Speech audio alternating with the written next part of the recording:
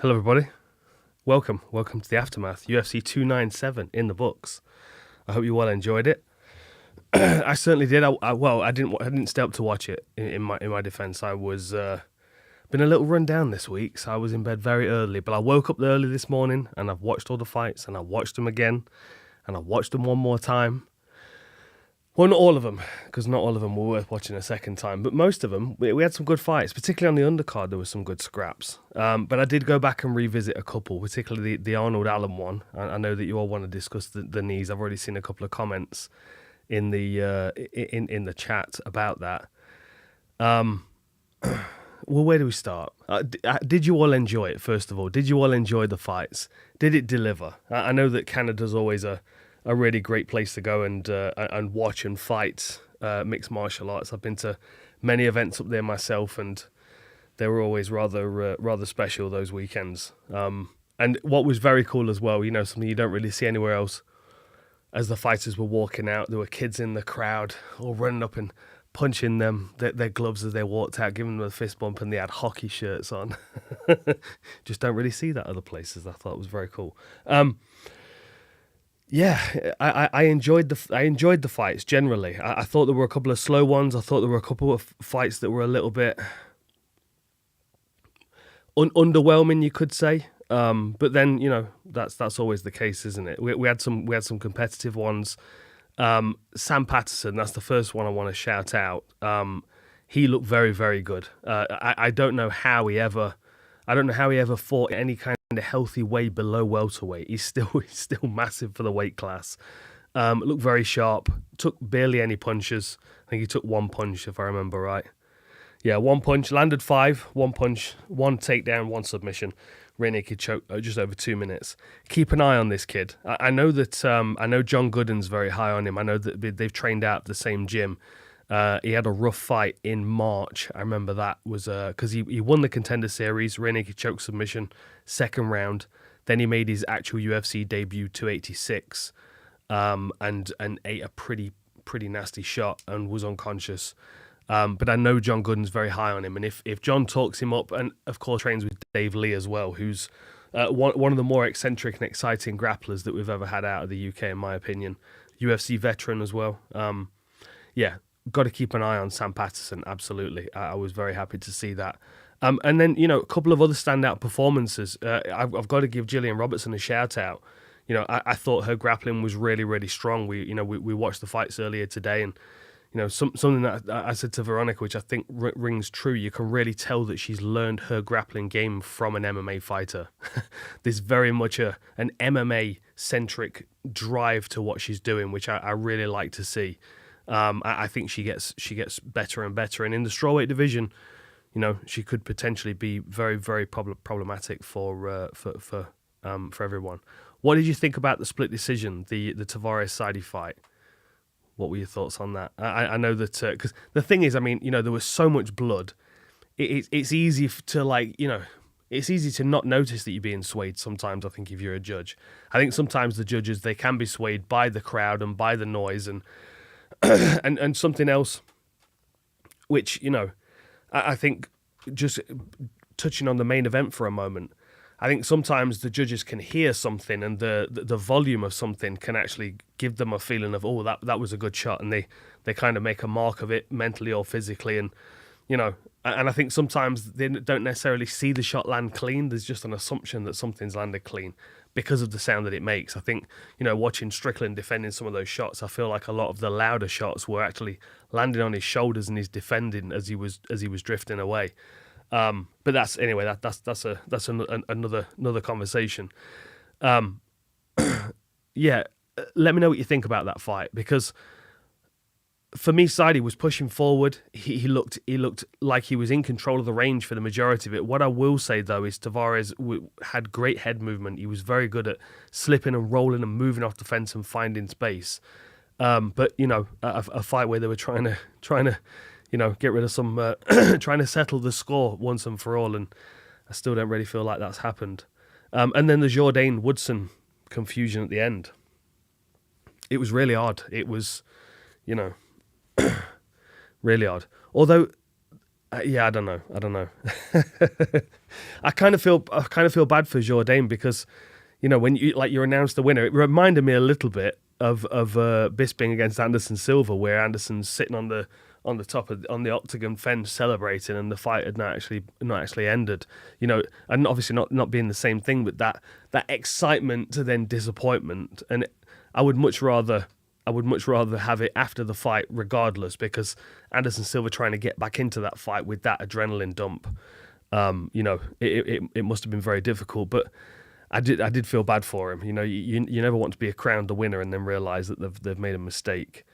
Have a quick drink. I will answer questions as well. So if you guys have got questions, then fire them in. I'm happy to see if I can make sense of whatever questions you have for me. I want to chat a little bit about the Arnold Allen fight because, well, will Drake be punished for his crimes? Yeah, I wonder if we started keeping his bets secret before the events, if nobody knew which way he was betting, aside from Drake, then would he still have this same negative effect on the fights? That's a good question. I don't know. I don't know whether now there's that. It's like when they were talking about the Bruce Buffer fist bump, right? And hang on a minute, like how many fighters fist bump Bruce and they go on to win the fight, etc., and all these things. I mean, what we could do is talk about something that actually makes sense, like missing weight and then going on to winning fights. That's a statistic we need to be paying attention to. However, Chuck Liddell, that is a great screen name as well, by the way. I will say it's like a budget Chuck Liddell. I love it. Drake should be barred from UFC fights. Well, you see, this is the thing. Is like maybe he's not. Maybe he's not the kiss of death, as Brian said. Maybe it's just because now he has that association with the way that he bets. It's like if I'm walking out to the octagon and someone goes, "Dude, Drake's just bet $700,000 on you," and you go, "Oh shit, I've got the Drake curse on me now. How do I overcome the Drake curse?" I mean, I feel bad for him. Like someone should ban him from betting on fights just for his own benefit. Like I don't care how much money you've got. Like if you bet $700,000 on something, you know how much $700,000 is in its current market value in the world, and how much benefit you could do with that. If you're gonna throw that on a fight like that, I don't know. You're crazy. I think they should keep his bets secret until after the fights and see if he has better luck, because I think he's cursed himself and then therefore every fighter that he supports from this point onwards. Sean C. Well, I'll get straight into that question. What do I think of Dricus' chances against Izzy after last night? I think he looked better last night than I expected him to. I think he did a lot of things that were very, very effective against Strickland. Would they work against Izzy? Yes, potentially, absolutely. But I still feel, and I'll say this off the bat, and I know you're probably not going to like me for it, or some of you at least. I still feel like Izzy is the best middleweight in the division. Like, Strickland had a fantastic performance against him. He's won me over absolutely this year. I've very much enjoyed his fights and his antics, and he's the typical anti-hero. He's supposed to say things that are going to rile people and upset them.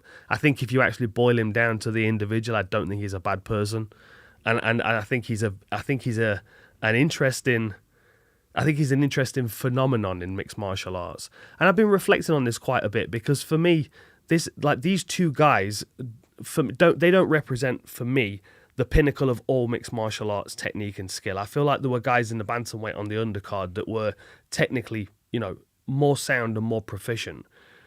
But what we are finding is what Sean Strickland does is a very effective style against a lot of fighters that are generally very effective with their striking. Now, what Dricus du Plessis did well was constantly change the range. I think he struggled in the first round. I gave Sean Strickland the first round, and when I was watching it, honestly, I actually gave Sean Strickland the second round. When I watched it back, though, I feel like my perspective changed slightly. But for me, Strickland was just doing a good job. I mean, what was uncharacteristic of the first round for Strickland was that I thought it was quite a good round. I was watching it, and we're like 45 seconds into the round, and what you're seeing is Strickland walking forward and jabbing and teeping and the crowd going, Strickland. It was like a complete parallel universe. And in that moment, he must have felt so, it must have felt so alien to him in that moment. I know, he has risen to the top in popularity and, I think now he realizes that he does have a lot of fans. He does have a good growing fan base.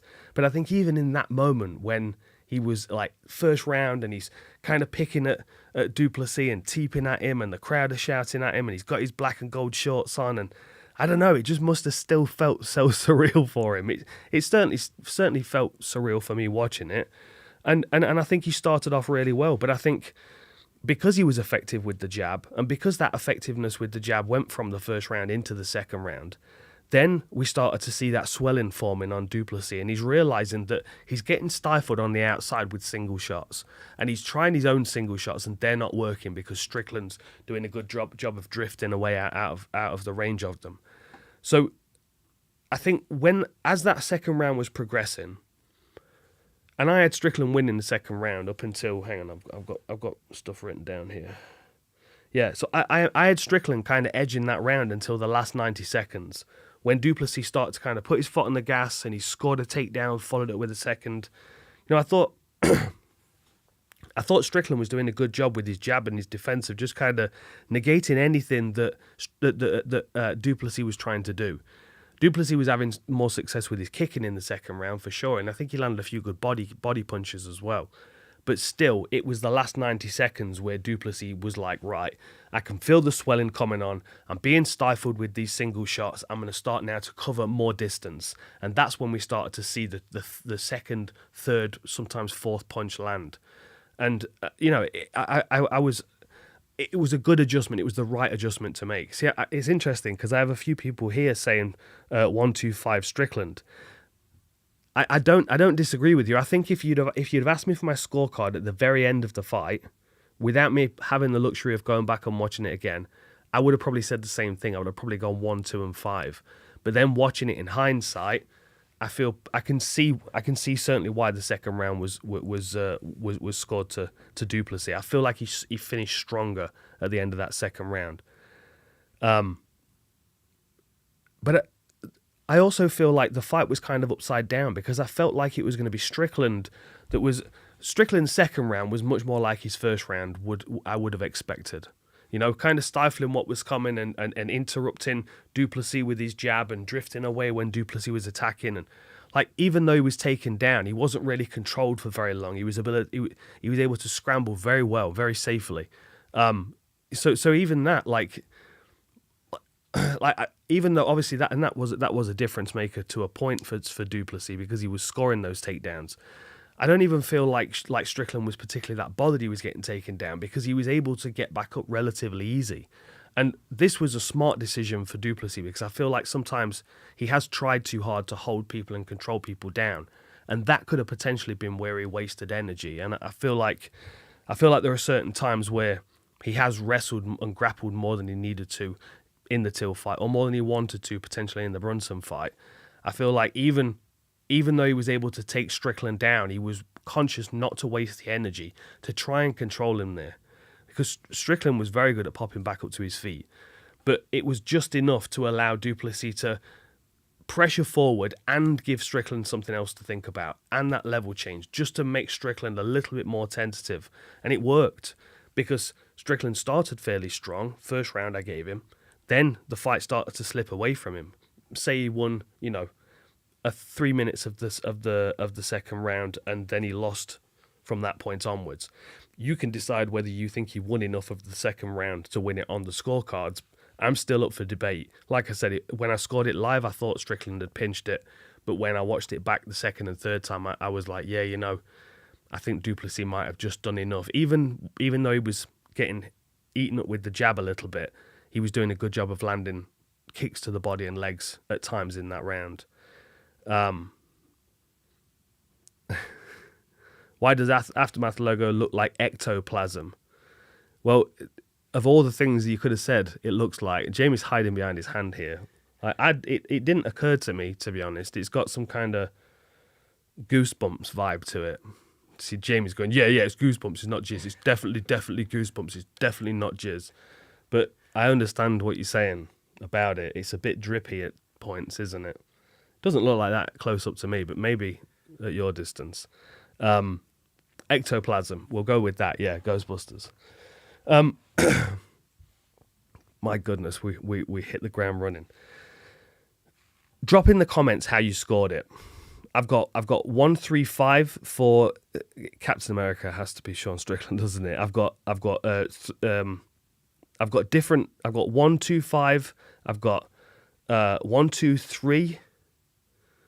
What we got? Strickland won third and second round. Is that what you're saying, Bob Smith? Drop your numbers in. Strickland. Give me a name and then the rounds that they won. That's what I want to know. On my scorecard, having the luxury of watched it 3 times, I gave Strickland the first and last round. I could definitely make an argument for the second round, but I don't really see him winning the second within the third or fourth. Yeah, 1-2-5 Strickland. 2-3-4. So that makes sense, Steve. I understand what you're saying with that as well. I kind of had Strickland bookend, and he started well, and then it was like, damn, I got to do something in this last round, and he started to capitalize when Duplessis had a really good, well, say 12 or 15 minutes right in the middle of the fight. Oh, Jamie, look at you. He popped up a little poll. Hang on, let me vote on this. We got 12 votes, 16 votes. Keep writing them in. 51 votes. Look at this. So who do I think won? I can't find out the results until I click it. Is that right, Jamie? Have I got to? Until I end it. Oh, okay. All right. Dude, Moscow are advertising on my live stream. Is that the same for everybody? Jeez, you heard that wind? The weather is crazy at the moment. I don't know what's going on. I feel like last week it was like hail and thunderstorming. The end of days, people. We got Duplessis Strickland fighting for the middleweight title. It's end of days. It's got to be. Okay. Are we staying on the main event? We might as well, eh? Well, now we're talking about it. Okay, what have I got? I've got scribbles of notes, and let me show you. They're my scribbles of notes. That's my redo. My actual scribbles of notes. You won't even make sense of it. Like sometimes I can do really well with notes. They can look really nice. They can be color coordinated and organized. There you go. That's my notes for. Ignore the top of the page. That's my notes for UFC 297. It's like different pennings of hieroglyphics with stickmen fighting scribbled over the top. Even I can't read it. Okay. So, first round. This is literally just what I've written down. I just kind of went from one set of notes over to the other just so I've got my kind of stream of consciousness as I was watching the fight. So I've got Strickland cruising.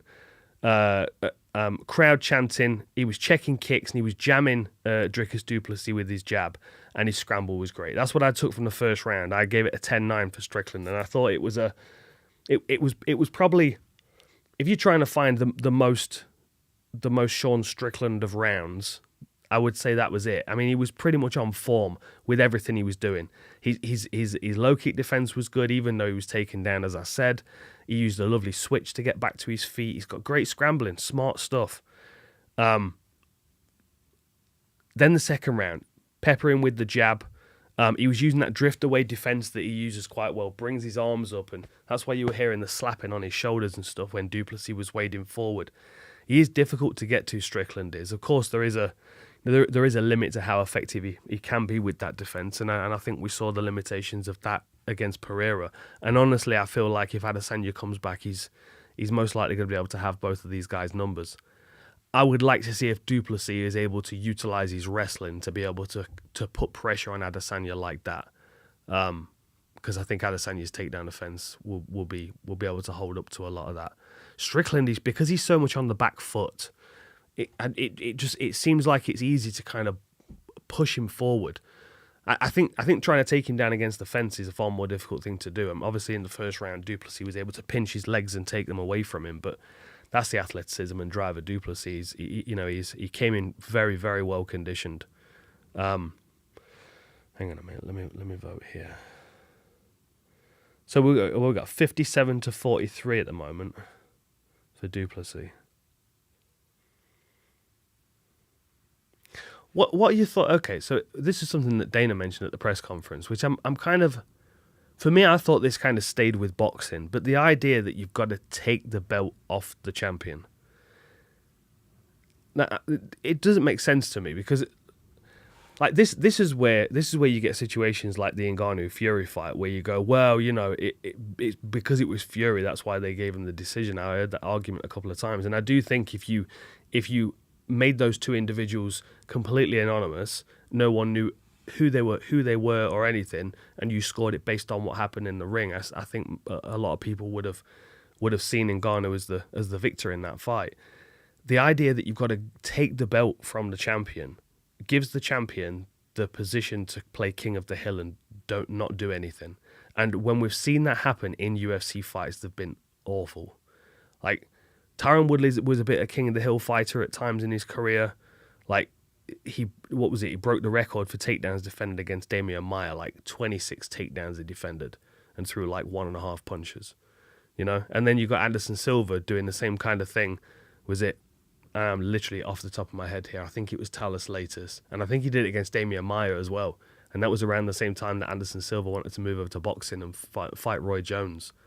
And you kind of got this lackluster king of the hill. Well, I'm the champion, so unless you can take it off me, then, you know, I'm going to win on the scorecards anyway. I don't like that, personally. I don't like that at all. I don't think it's a healthy mentality to put into the champion's minds. I think you have a responsibility. Anyway, but that's what I thought. Anyway. Okay, so where was I? I was just rattling. It's the thing is, this is probably not the best time of the week, Jamie, in hindsight, to do these live streams, because when it gets to Sunday night, I'm about ready to put my brain into standby mode until Monday morning, and then the chaos starts again. Like, I'm getting messages about the Paris card. As you've probably heard this week, we got so far into the stream without me mentioning it. Let me give you a little wiggle of my glasses, because we've had a very good week. We being the PFL / Bellator / Cedric Doumbe. My goodness. There are very few fighters that can cause that kind of resonance in a region. The amount of people that clicks on the ticket link, the amount of people that expressed an interest in coming to watch him, the amount of tickets that have been sold since he was announced on the card. And he's fighting Basinyor Shamsudinov, who is a monster. He is like a junior version of Khamzat Chimaev. Like, full respect for Cedric Doumbe. This is the fight that he wanted. This is not us at the PFL going, let me find someone that's going to be Cedric Doumbe's kryptonite. That is not what we're trying to do here. This is Cedric Doumbe picking the opponent that he feels is going to be the next toughest test to validate him in MMA. We're going to do a war room on it this week. Baki against Doumbe. What a fight it's going to be. There are a few tickets left. It's going to be live on DAZN, so you can check it out there. And of course, you've seen the Champs v Champs card, which is also looking excellent. It's an exciting year for mixed martial arts. There are lots of good things happening. And when you see the rest of the Paris card coming out, which I've been working on very hard, you'd be very excited. Who do I think is the toughest test for Ngannou in the PFL? Well, you know, we're going to get the Ryan Bader, Renan Ferreira super fight. You know, you've got a PFL champ versus a Bellator champ. You've got a massive Brazilian striker that has looked a little bit uncomfortable when he's been put on his back before, but that was previously in his career, and he's changed those he's solved those problems now. Then you've got Ryan Bader, who obviously is kind of undersized for a heavyweight, but he's fast and he's got good hands and he's got good wrestling, and he could be very, very problematic for a Problema. I think the winner of that makes the most sense. I think that would be the toughest fight. And honestly, I think regardless of whether Renan Ferreira is able to beat Ryan Bader now or not, I think you give that guy 3, 4, 5 fights, and he is probably the most dangerous heavyweight on the planet, aside perhaps from Ngannou. But we'll see. We'll see. Satoshi, no one cares about PFL. That's not true, my friend. That's not true. You are missing a beat. Okay, so what else do we want to talk about here? Let's talk about the Arnold Allen fight, because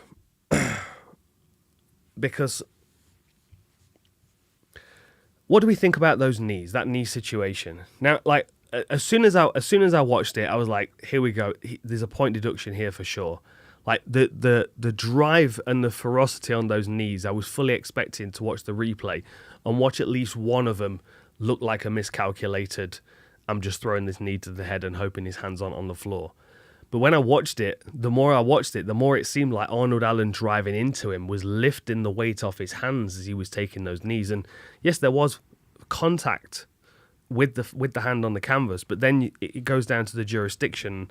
Some jurisdictions were like, well, it's got to be weight bearing. Sometimes you can touch. Sometimes it's got to be a full palm. Sometimes I've heard lots and lots of different takes on that rule, and I think what we need to do is to kind of nail something down across the board of mixed martial arts, whether it's just let's go knees to the head and be done with it, or whether we decide it's got to be weight bearing or what.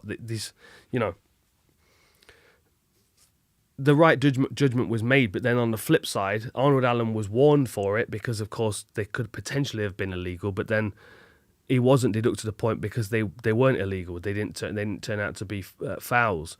So then you've got to make the argument of, well, in that scenario, because of the uncertainty of whether they were legal or illegal, it caused a stall to the fight, which could have potentially resulted in Arnold Allen having more success in that situation.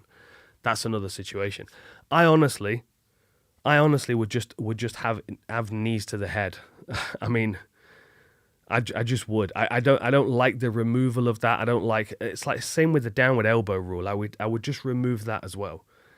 It causes more confusion than anything else. It causes more debate and more uncertainty than anything else. Certainly the knees to the head to a downed opponent. I go back to the Aljamain Sterling Peter Yan fight. Aljamain Sterling shouldn't be able to hang out there on his knees like that in a fight. If it's a realistic situation, he would be getting kneed in the head anyway. I can understand taking away soccer kicks, right? Let me just quantify this. And I would have quite happily fought under Pride rules. I'd have had no problem at all fighting in a rule set with head kicks and stomps. Just purely because the reason why I got into MMA was the closest thing I could get to a fight anyway, right? So I always want to get as close to the no rules valetudo style of fighting that we can. Anything goes, right? That's what I want to get to. And what I'm doing is I'm looking at everything and I'm going, okay, well, headbutts, maybe we can take that out. And I've got good reason to think headbutts are not really a necessary feature in a combat sport. Different when it's a striking sport. I will say Lethwei. I have no problems with head strikes in Lethwei. But what I will say is whenever I've seen a mixed rules, no holds barred fight with head strikes, it's almost always been one person laying in the other person's guard, just kind of doing this. Hang on. I'm going to take my new glasses off.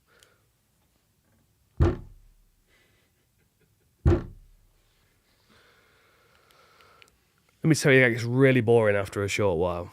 As bloody as they can get, it gets really boring after a short while. And that's an easy one to remove.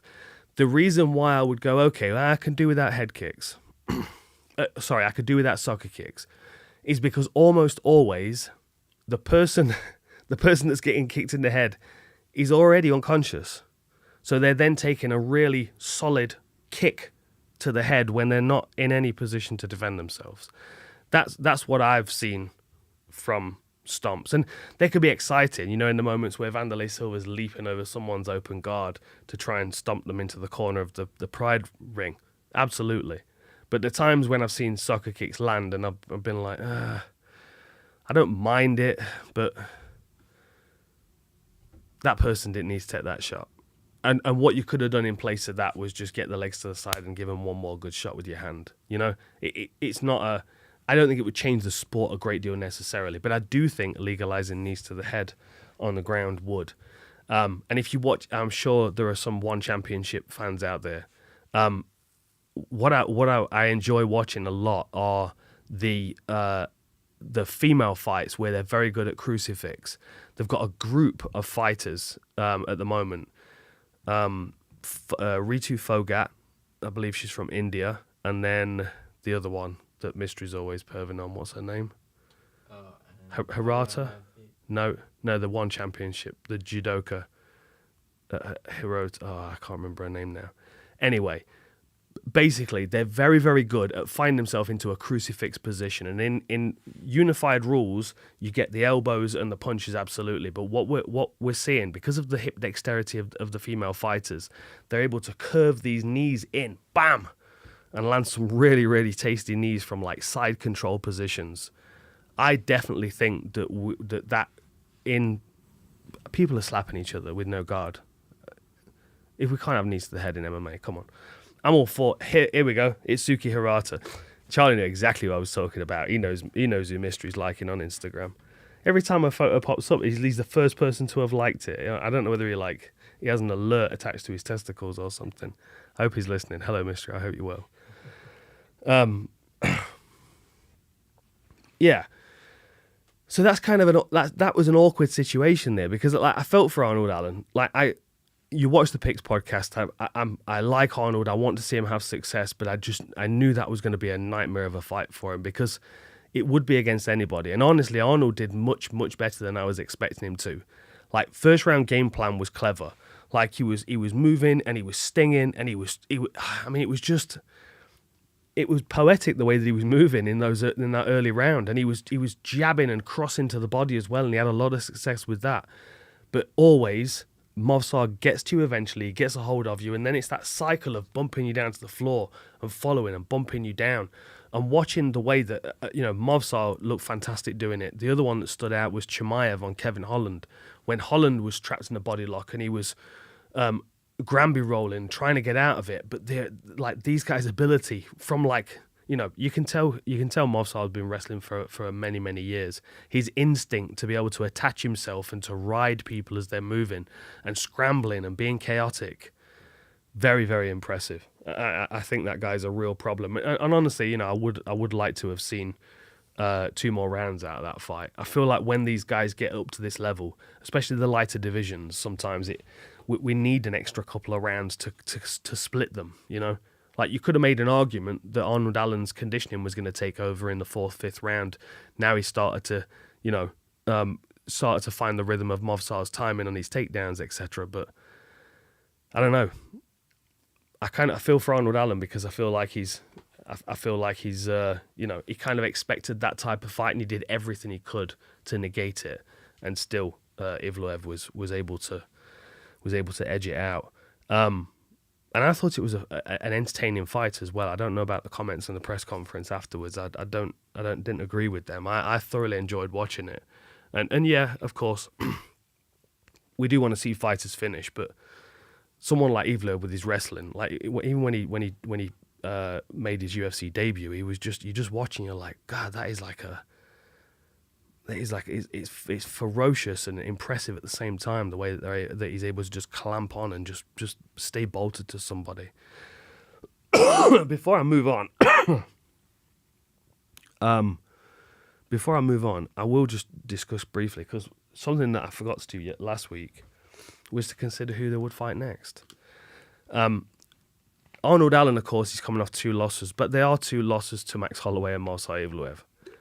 So I had a quick look at the rankings, and they've not been updated. They won't be updated yet, of course. But currently, so this has got Movsar Evloev at number 9 and Arnold Allen at number 4. So assuming that Evloev moves up a little bit, you kind of then start to look at the bracket of fighters around and think, okay, who makes most sense? Who timeline-wise is going to be the next test? For Movsar Evloev. And then you've got to do the same thing for Arnold Allen, so you maybe move him down a few places and he moves into kind of Bryce Mitchell, Edson Barbosa territory. And I'm thinking that might be a pretty cool fight. I wouldn't mind seeing him fight Edson Barbosa, like another proper veteran, someone that everyone knows, who knows is very dangerous. Barbosa coming off a win, isn't he? I think he's coming off a decision win. Yeah. I think he's coming off a decision win, and then obviously Bryce Mitchell's coming off that rough knockout. But for sure he's going to want to get back in there and climb his way back up. And given the fact that Arnold Allen's coming off 2 losses, they might give him someone coming off a loss because he's coming off a loss, but they might also give him someone coming off a win who is lower down in the rankings as a way of kind of balancing out the fairness of the matchup, you could say. Yeah, Barbo's decision win over Sadiq Youssef back in October. That was it. would be a good fight. Arnold Allen, Edson Barbosa. Arnold Allen, Bryce Mitchell would also be a lot of fun to watch. I do feel like Edson Barbosa would be the more legitimizing fight, though, especially given the fact that, who Edson Barbosa is. One of the greats, in my opinion, one of the sharpest strikers in mixed martial arts. And then Bryce, obviously, still kind of young in his game, still developing. I feel like he's a little bit behind Arnold Allen still. So I think that would make sense. For Movsar Evloev, so we've got Brian Ortega and Yair Rodriguez are rematching again, aren't they, on February 24th. It would make sense for the winner of that fight, but of course that winner is going to be trying to edge their way to a title shot. And if Ilia Topuria does well against Volkanovski, then of course that can change things as well. Depending on who's the champion, depending on whether we need another contender or whether we've got a new champion and the former champion's getting a rematch, etc., it can kind of slow things down. But Movsar Evloev has put himself in a really, really strong position, and I think if he gets the winner of the Brian Ortega-Yair Rodriguez fight, then he can just kind of sit pretty and wait for the opportunity for the title fight to come. Evloev against Ilia Topuria is a hell of a fight, because you kind of feel like, well, Topuria might have the grappling skills, the chokes, the neck attacks to be able to cause Evloev some problems, but he's also got really good hands, heavy hands as well. One thing I will say about Movsar Evloev was that beautiful bailout on that ninja choke. Like, he must have exorcised his own head getting out of that. Like, he's probably hooting like an owl today. That was ridiculous, especially because Arnold Allen is really good at that. Like, he landed it on, that was Masvidal, wasn't it? And he also, did he not get on Alan Omer with it as well? I think he did. Because that was not the easiest fight to call, with them both being called Alan. Yeah, that was a guillotine choke on Alan Omer. Yeah, but it was like same kind of thing. It's Yeah. like that kind of figure four ninja choke, front choke thing that he likes to do. But watching Evloev just spin himself out of it was very, very impressive. Very impressive. Curtis Barriault. Let's move on to that. How's the live stream going, Jamie? Have we got a couple of people joined us?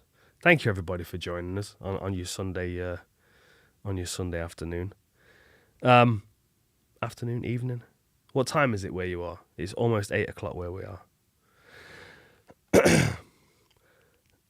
Chris Curtis, Andre Barriault. Now, there were some really fun moments in that fight. There were some really fun little trades inside. There were good elbows at close range. There was some really lovely slipping and working to the body from Chris Curtis. One thing I didn't like about it was the frustration in the first round from Chris Curtis, because Barriault was trying to play a smart game. Right, Barriault was moving, and he was like, obviously it wasn't the version that we expected. We expected Barriault to be a bit more pressuring, but it was quite clear that he respected the power of Chris Curtis, and he was I thought it was a smart way to start the fight, and you could kind of see that frustration coming out of Chris Curtis. But as the fight got on, Barriault started to close distance a bit more, which made life a bit easier for Chris Curtis. I do think it's. I mean, I would love to watch Chris Curtis and Strickland spar with the doors closed, just so they can just get on with it and wail on one another. I do very much feel like they've refined their styles against one another, and I feel like there are certain things that Chris Curtis does that are much more closer to the Philly Shell style of boxing than Sean Strickland. Strickland's a lot squarer with his guard, whereas Chris Curtis still opts to stand on one side. He's still very much a big target on one side, small target on the other, and using his lead shoulder to defend his head. His frustration at the fight and then at the crowd afterwards. I mean, what did he say? Sorry, we didn't die. I feel like sometimes people come to watch an MMA fight. They come to watch people like transition through ranges and try different things. And I do feel like appetites are changing somewhat, because when you do get two people that kind of stand flat-footed and battle it out like two journeyman boxers Like, the fans are like, oh, come on, dude, we've seen this, you know? It's like, someone level change, someone throw a calf kick, someone start throwing, you know, knees in the clinch or something. It seemed like a very kind of, like, it almost was like the crowd was mirroring his energy. It was like he was kind of frustrated because he wasn't getting the fight he wanted, and then the crowd were frustrated because they weren't getting the, you know, the I don't know. It was a weird situation, but I thought his comment was funny at the end with the, you know, I'm sorry we didn't die. I feel like he could have some really fun fights, but I feel like you've got to give him the right opponent. I was thinking about, okay, who do you match Chris Curtis with up with next? And I go, well, what would be the most intriguing? And my first thought is, well, Chris Curtis Barriault is going to be a great fight. The reason why it's going to be a great fight is because I know what I'm expecting from both of these guys. Barriault is going to push forward. He's the power bar. He's aggressive. He takes a shot to give a shot. High pace, etc., etc. And Curtis is a good counterpuncher, likes to stand in the pocket, very flat-footed, doesn't have a great deal of movement, so this was going to be an entertaining fight. And because Barriault was able to fight from the outside for the opening part of the fight, it made it very, very difficult for Chris Curtis. I'd almost want to see Curtis fight someone like Paul Craig next, right? Someone who's really tall, really rangy, who is absolutely not going to stand on the inside and trade punches with Chris Curtis, but he's going to make him look a lot smaller. Like, Paul Craig could utilize his reach and his kicking game really well against Chris Curtis, but he would also have to go through Chris Curtis's punching range and utilize his grappling to get it into a range where he could sub him. So that, for me, would be an interesting problem, to see if we can get more of the game out of Chris Curtis, because although he is effective, and he can be effective at what he does, he can be quite one-dimensional. And I feel like if he could get a bit of a bounce and move his feet a bit, get a bit more, you know, more of a dynamicness to his game. Like, that for me is, we're sparring for 10 rounds, let's just go. Get the timer going. Next opponent, next opponent. And he's not that. And this brings me on to the next one, Neil Magny. I mean, we'll just roll on to it. Why did he wait so long to just go, I've had enough of this? That just seemed what it looked like. It was like 13 minutes, and it got to the stage where Neil Magny's like, no, hang on a minute. No, underhook, out, scramble up to the top position, get a takedown, shake himself off out of a guillotine, and then start punching from the top position. Defend a couple of ankle locks, and, you know, like, it's difficult to know what to do with Neil Magny because like, for the majority of the fight, he just looked like he didn't really want to be there. He didn't look like he had any answers. Mike Malott was doing the same feint jab to low kick over and over and over again, and Neil Magny did nothing to adapt. And then all of a sudden, in the last 2 minutes, he was like, "Hang on a minute, no, I've forgot I'm actually better than this." And he just engaged. And you know, I've just seen someone say Mike Malott slowed a lot. He did, absolutely. But I still feel like there was a competitiveness that was not offered to him in the early parts of the round in the fight, because Neil Magny was just not. He didn't have that get up and go. I don't know how better to explain it. But I watched the fight back again, and I thought to myself, it's almost like there's a decision.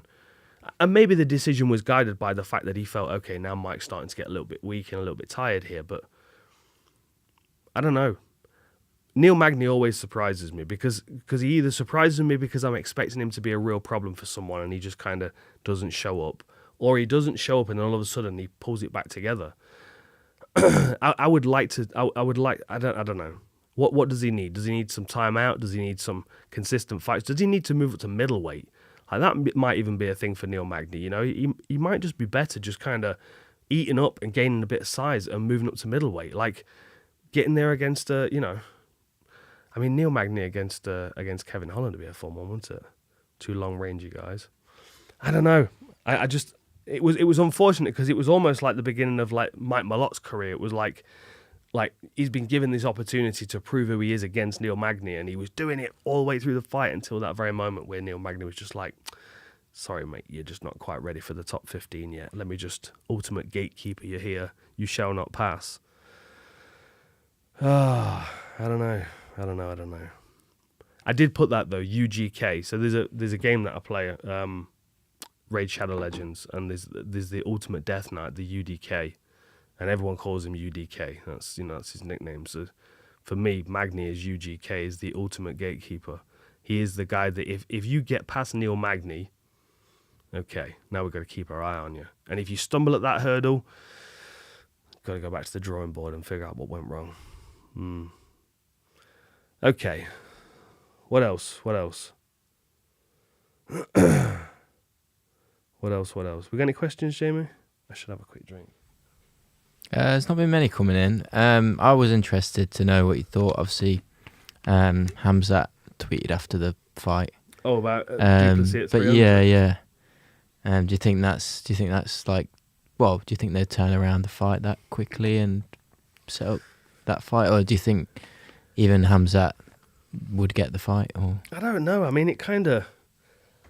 The thing is, I mean, money talks, doesn't it? And if the fight's to be made and it's going to draw a lot of attention, then they'll do it.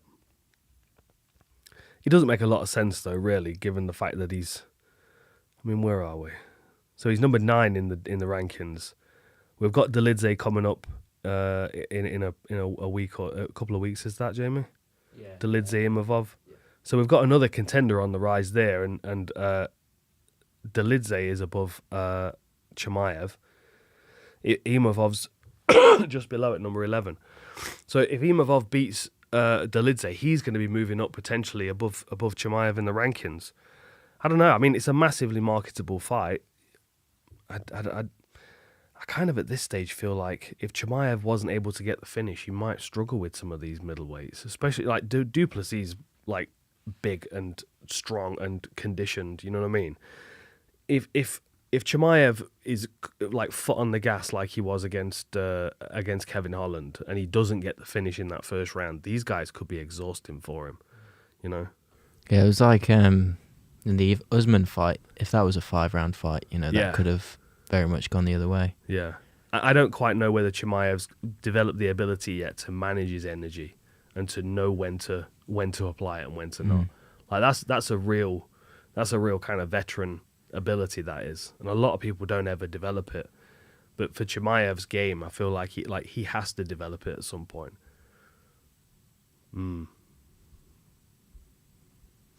What do you reckon to Benoit Saint-Denis starting out as the favourite against Dustin Poirier? Against Dustin? Yeah, I'm not too sure about that. I think, I don't know, just going off who Dustin Poirier is should be kind of held as the favourite. But I suppose, going off last results and, Poirier got head kicked by Gaethje and, Denis on the rise. So I can see why, but I still feel like I'd back Poirier in those kind of fights still. Yeah. Mm-hmm.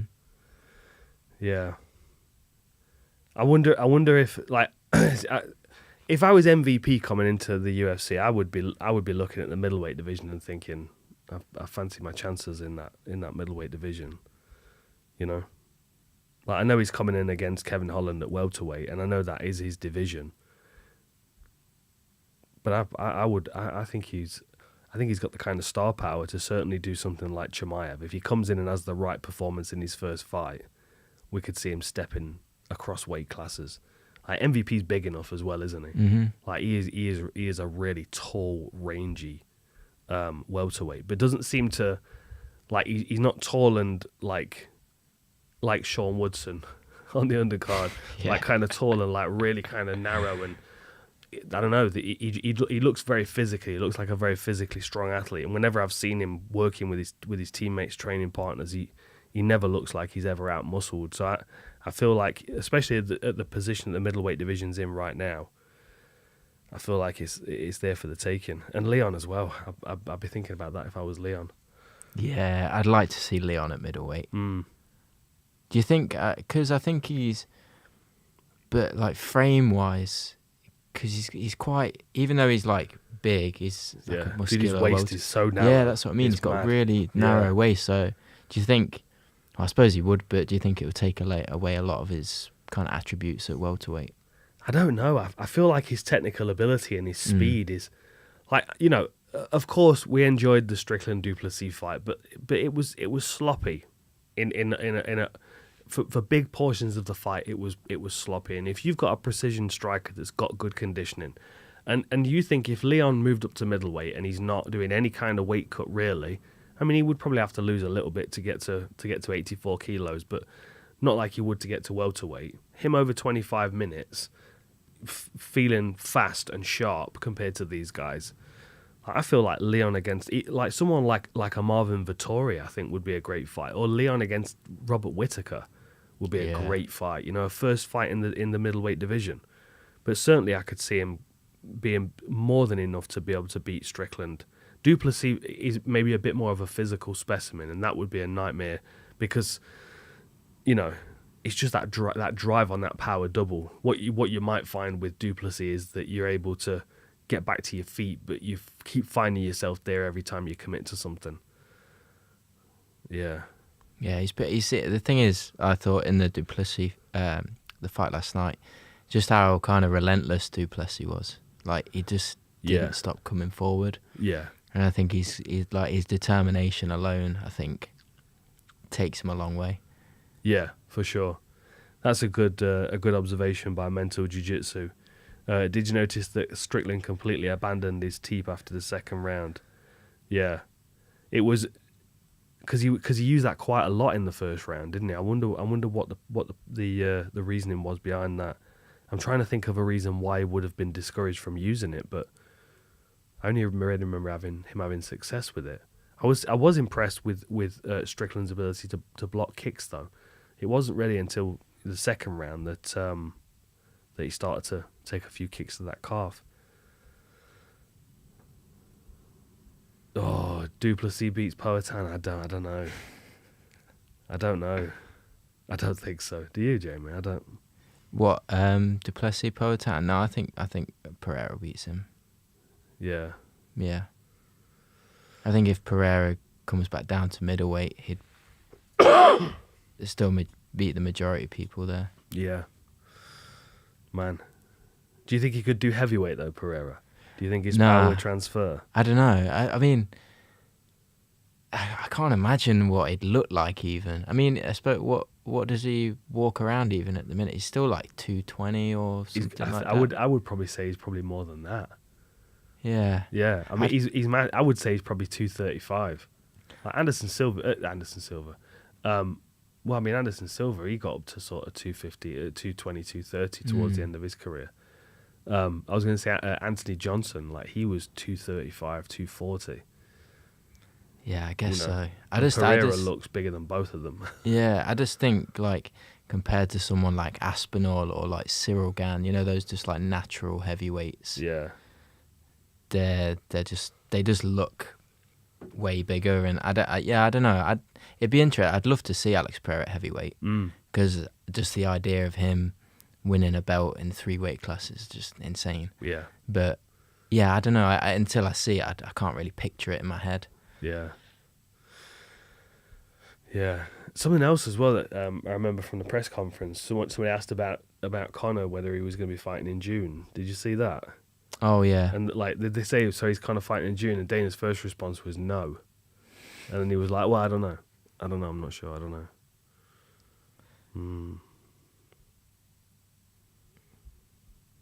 Yeah.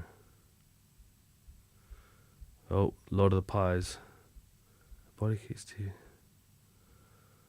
The way you're analysing strike. The way I'm analysing striking is not accurate, Jamie. It is not accurate. The way I'm analysing striking is not accurate, Lord of the Pies says. All jabs are significant strikes. I disagree. A body kick and a head kick is also a significant strike. So you're telling me a jab and a head kick are weighted on the MMA scales as the same thing. I don't even refer to a jab as a punch a lot of the time when I'm coaching. A jab is a key to unlock a door. A jab is to be utilized to create opportunities. You can have a lead cross. I've seen people drop with a lead cross before. I would even say that Movsar Evloev landed a lead cross on Arnold Allen, but it's very, very different. I can have this debate quantifying strikes all day long, and I do with lots of different people. But a jab is a tool to land a punch. I don't think a jab should be considered to be a punch. So it's difficult for me to consider a jab to be significant. And the reason why Duplessis was so affected by the jab was because he was hit by a lot.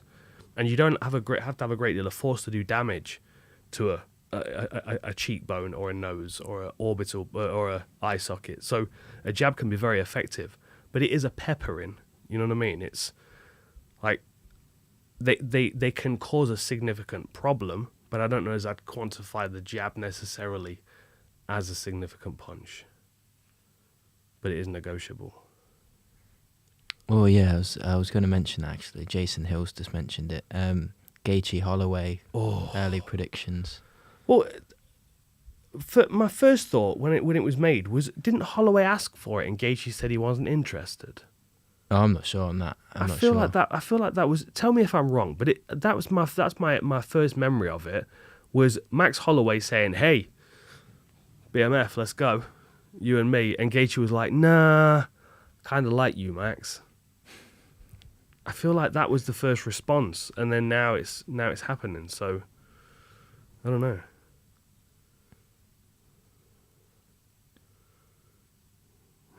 I love some of the responses. What if it puts someone down, it's not significant? Yeah, of course it can be absolutely significant. Of course it can be significant. But this is what I'm saying about quantifying. You can't tell me that all jabs are equal and all jabs are equal to all head kicks, because that makes no sense whatsoever. This is why the people with the buttons doing the quantifying of significant total strikes, I don't know how they're quantifying those things, and I certainly find a lot of situations where I'm disagreeing. I have 2 mechanical counters, and if I'm really unsure of a fight, I'll sit there and I'll mechanical counter score it. And usually a significant strikes in a round. In a competitive fight that goes 15 minutes, I can score maybe 5-6 significant strikes from each opponent.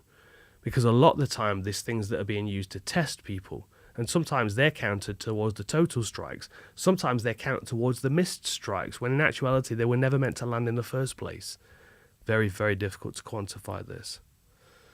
Larry Holmes' jab was a significant strike. Yeah, lead cross though. The way that he throws it, he marched into it with his lead hand. He drew his shoulder back as he was throwing it. Like, you don't tend to do that with a jab. A jab's not supposed to have a tell. A jab's supposed to fire from here.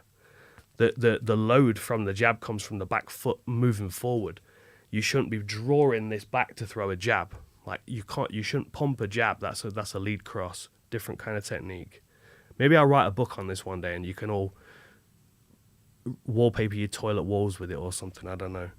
But I do definitely feel like all of these things could be quantified. I started working on Lessons of War a while ago, didn't I? And I have got notepads, piles of them over there behind Jamie, with just stuff in. And I started writing a Lessons of War, and I got 18,000 words on the jab and realised that nobody's going to want to read this, so I just kind of stopped. I need to thin it down a little bit, but there's a lot more to quantify in combat sports than is being quantified, let me tell you that. Okay. One of the best jabs ever. I tell you who's got one of the best jabs ever, Denis Goltsov. Ralph Madrid. What a name. If he is not a porn star, Ralph Madrid. Brilliant. What did you think about this Saidi Tavares? The majority says it was a robbery. Yeah, I don't know. I'd have to watch it back. The thing that I don't like about it is the fact that Tavares was 4 pounds overweight. Like that. You can't look at 2 fighters and go, well, he didn't make weight and he did make weight, so therefore they're on an even playing field going into this. I think there's something that we could do, certainly, like, I mean, a point deduction in the first round might be an option. I think a lot of people are certainly willing to take the financial punishment if the weight cut starts to get too rough. And the thing that you got to remember is, once the weigh-in's done, I miss weight by 4 pounds, have 20% of my purse. I get up the next day, I've hydrated myself 10, 15% of my body weight on top of that 4 pounds that I was already over. And now we walk into the cage and all's fair and even. Because the financial implication of me missing weight doesn't go onto my record. You know what I mean? I don't know. It needs to be something that's fixed. I know that Izzy had a lot of things to say about it a couple of years ago as well. And I think he realised that some fighters were happy to sacrifice. Ralph Madrid, you're laughing. I know I'm right. You can't have a name like that without being some kind of porn star. Or he owns like a double glazing empire. That's the other thing. You know what I mean? I could see him. I'm very good at creating jobs for people in my head. I sometimes look at someone and go, you work on a fish counter at an Asda, don't you? I can tell. Okay. Oh, we got thanks for the £2 donation. That's very kind of you. It's an interesting matchup though for the next contender fight. Izzy versus Khamzat. It would be a massive money fight. However, what you got to remember is, and if you think about this from a UFC lens, that is far more valuable if there's a gold belt attached to it. So, yeah, I can't see Izzy wanting to have that fight as his return fight either. No, he's going to want to fight for the title if he's going to come back. For sure. And I still think that Izzy, I mean, technically as well, middleweight's a really odd division. It really is. Like I remember when Anderson Silva, I remember watching his last fight before he transitioned over to the UFC, and then he fought Chris Lieben, and it was like watching someone hit a piñata without a blindfold on. Honestly, it was spectacular. And then you watch what he did to Rich Franklin, and then you watch him move up to light heavyweight and do that to James Irvin and to Forrest Griffin, and he was just a super sick, lethal master of martial arts. I don't get that feeling about many people, you know. And I feel like Anderson Silva, for me, he put the pinnacle of the middleweight division so high that I feel like I'm still kind of living in the aftermath of it, where I'm like Izzy's excellent, but I don't feel like I don't know. There was something special about Anderson Silva, and I feel like he set the bar so high for the middleweight division that now to see where the middleweight division is, I feel like it's kind of half empty. It's a really odd division. It's been the same though in and across Europe. Middleweight division in Europe's always been relatively thin. Okay, Dev, you should expand on full Reptile. Your descriptions of the fights in the book could probably be written about in more precise detail. Honestly, like I should probably just at some point. In fact, no, it's in my notes, isn't it? I should at some point just publish a little bit of Lessons of War. I'll just find a place to put it. Oh, I don't even know where it is now. There's just I could write for days about it, and what really I need, and I've been genuinely thinking about this, you know, like a gap year, like students do. I never had a gap year. I was never a very good student though, but now I feel like I would be a good student, and I feel like if I took a gap year now, I would be able to empty the majority of my head into a document that might be some use to somebody. So maybe at some point you will see the emergence of a book called Lessons of War or something of that like. You could do like an audio book. Yeah. It would be quite cool. I could. Down with the snazzy glasses. Do you like my snazzy glasses? Do you like them? Well, I'll tell you what it is. I don't know if I've got them in here anymore. Oh, no, I have. There they are. These old things. Now, you remember these, don't you, Jamie? Are they from the hotel in Fire Island? Yeah.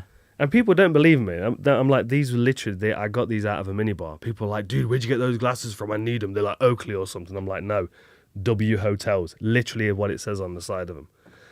And I like these glasses. And the reason why I like them is because it just kind of just takes the edge off.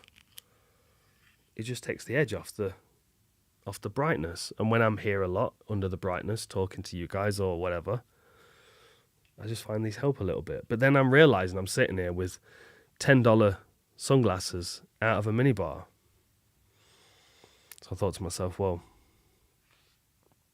I should probably upgrade a little bit. So I got myself a fancy new pair. So thanks for noticing. I appreciate that. Okay. Are they a relic out of time? Yeah, I mean, they have got that kind of vibe about them, haven't they? They've got like a 1940s journalist vibe, in my opinion. You know what I mean? I feel like I should be like at MMA events with a little tiny pad and a little notepad, like right close to people, making pencil notes. Johnny Depp vibe. Funnily enough, he actually got a pair from the same shop. Don't like to brag. Thoughts on Mike Malott? I was very disappointed for him, honestly. I thought he looked really good. I thought he had a really strong showing. A little bit predictable at times, I will say that. I think he was lucky for Neil Magny not to make him pay for those calf kicks that he kept landing without really setting them up properly. However, Neil Magny being able to turn it around in that last 90 seconds was just, I mean, Neil Magny-esque, isn't it? I haven't mentioned the co-main event, Jamie. Yeah, I was gonna ask you about it, but a few people have mentioned it. Someone just asked a question. I like that. Sorry, Jamie. I'm just going to say very briefly. Ernie B, I look like a rare book dealer. I like that. That's a, yeah. I could dig that. A rare book dealer. I have considered just one day, moving away from all things martial arts and just being like an antique dealer or something. I could definitely do that, especially now I've got the grey streaks coming in my hair. Oh, Dev's back. One more super chat, Dev. Thank you. Always have arguments with friends about Alex Gustafsson's potential. Was he as good as I think he was, or am I wrong? No, Dev. You were absolutely bang on. Alexander Gustaffson is a fantastic fighter.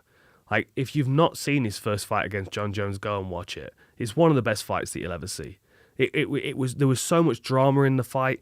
John Jones had never been taken down before, and then all of a sudden this 6'5" Swedish dude comes in, takes him down. Lovely turn on the center, in the center, spins him round, takes him down. Oh my God! First takedown of John Jones, busts his face up, and then John Jones, was it 4th round with that elbow? Oh man.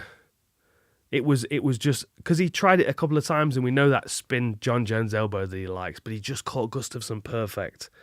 And I remember the first time I watched it, I felt it. It was like a shockwave going down my neck, and it must have just jammed his neck and his spine all together.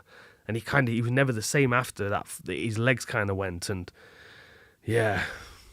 But Gustafsson was, watch his fight against Glover Teixeira with his uppercuts. Just a beautiful performance. Really, really strong fighter.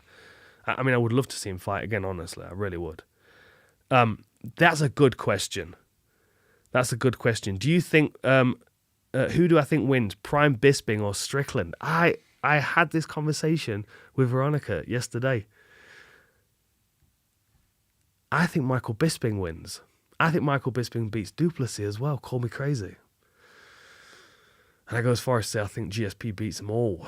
Even now with his ice gem haircut and his, new peaceful lifestyle. Yeah. This is what I'm saying. Is like, is the middle, like, do we have to cling to this idea that, well, this middleweight champ right now is never ever going to be as good as the next middleweight champ and the next middleweight champ? Of course not. It's going to ebb and flow, right? So in that ebb and flow, who was at the top? Who was the peak of the middleweight division?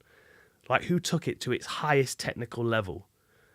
Was it Anderson Silva? Was it Izzy? I don't know. Was it Murillo Bustamante? I don't know. Chael Sonnen. Oh man. I do like Chael Sonnen. He's a phenomenon that we couldn't have done without in mixed martial arts. Let's put it that way. Yeah. I got to say that the poll that we put out is still going. Is it? Yeah. For the main event. It's a lot closer than I thought it would be. What are people saying?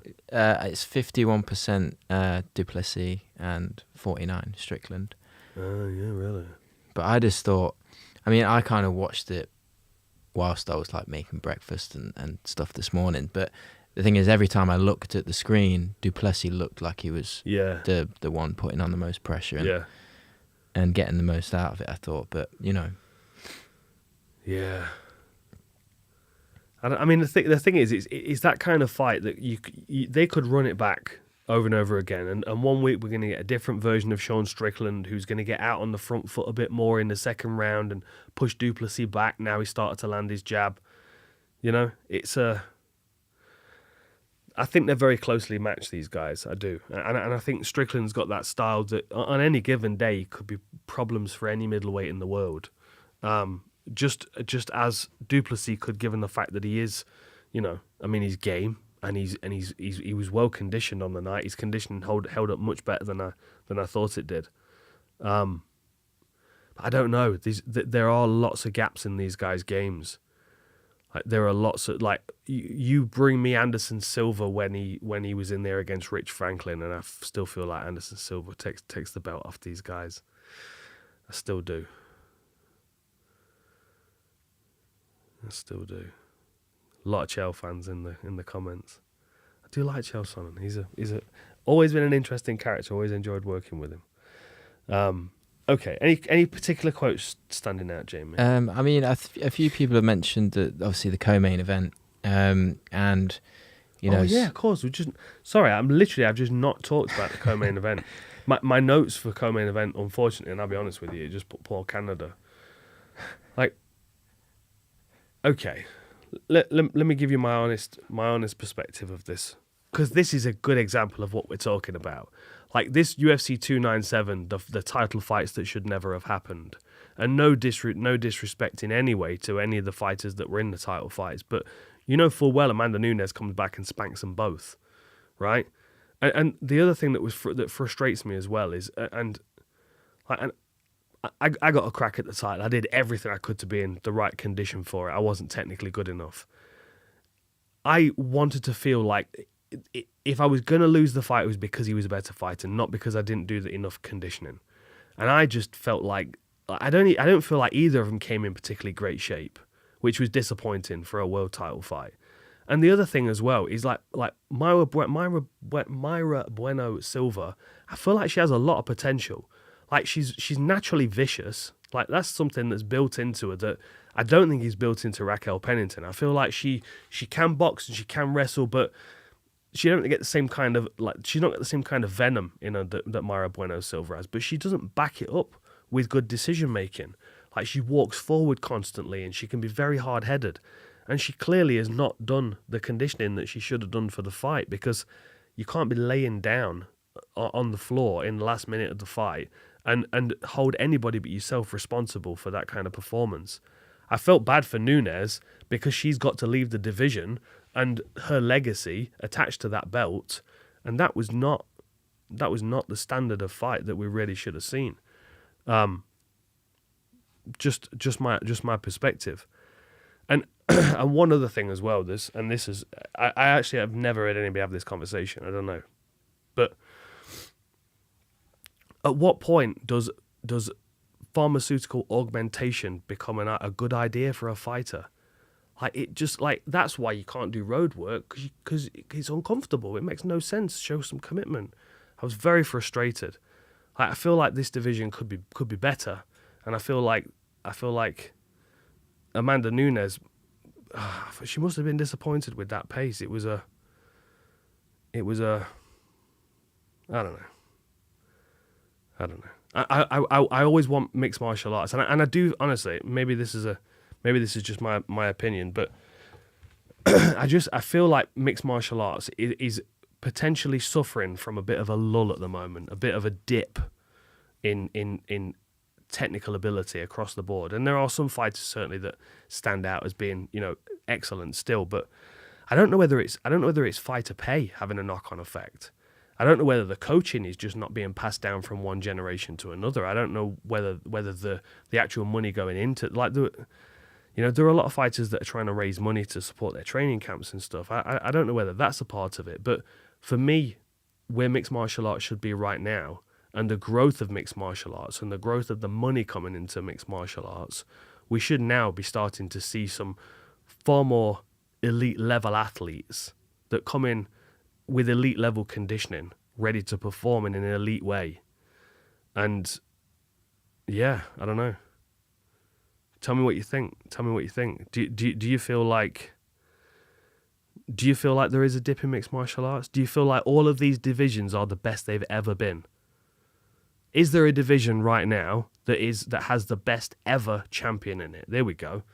That's a conversation. Let's have a look. You know, I think lightweight maybe. Potentially. You see, this is the thing, is I would say the lighter divisions are generally very competitive compared to the heavier divisions. I feel like they have sporadic contenders in the heavier divisions. Whereas in the lighter divisions, because I think there are more fighters in those divisions generally across the world, the filtration process to get to the top of those divisions is much greater, you know? Like lightweight, you could fight 5 lightweights in Europe and 5 lightweights in Japan and 5 lightweights in Australia, and you're going to find a killer in every single one of those groups. But you might not be able to say the same thing about women's bantamweight, for example, or men's middleweight, for example, which for whatever reason is another thin weight class. But lightweight is a good example of something that is always just kind of crept on, you know.